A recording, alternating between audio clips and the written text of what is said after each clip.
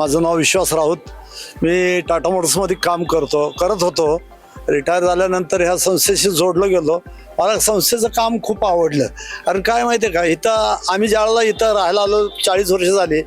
आपण ज्यावेळेला पुलावनं जातो त्यावेळेला बघायचो की मूर्त्या भंगलेल्या अवस्थेत असायच्या. आणि गायकवाड सरांचं काम इतकं चांगलं वाटलं, मी दरवर्षी न चुकता, मला न बोलावतो सुद्धा मी इथं 10 दिवस आहे ना, जेवढे गणपती गोळा करता येतील आणि त्यांची प्रॉपर म्हणजे जी एक ही असती का नाही का, त्याला म्हणतात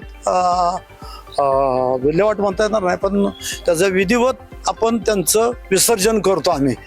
तिकडं आपलं एक वाकडच्या त्या ह्यांच्या विनोदी वस्तीवर एक मोठी खाण आहे, त्याच्यात भरपूर पाणी असतं, 40-50 फूट पाणी असतं.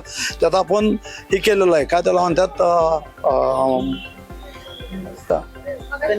कन्व्हेअरवर आपण त्या मूर्त्या ठेवतो. त्यांची पूजा केल्यानंतर अगदी सगळ्या संस्थांच्या देखत कमिशनर सुद्धा, आमच्या काही वेळेला आपले कॉर्पोरेशनचे कमिशनर आहेत ते सुद्धा तिथं उपस्थित असतात. त्यांच्या समोर आपण त्या मूर्त्यांचं विसर्जन प्रॉपर केलं जातं. मूर्तीदान उपक्रमाला किती किती प्रतिसाद मिळतो?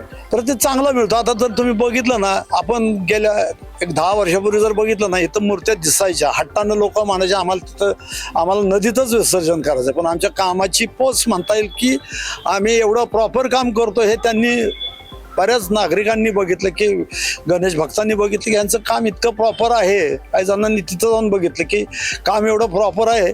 त्यामुळं आम्हाला, आता तुम्ही जर नदीत बघितलं तर 5% सुद्धा तुम्हाला मूर्त्या दिसणार नाहीत. आणि आज तुम्हाला आज एक वेळ असा असतो की हा एरिया आहे ना, हा पूर्ण मूर्त्यांनी भरलेला असतो आणि त्यांचं विसर्जन आम्हीच करतो.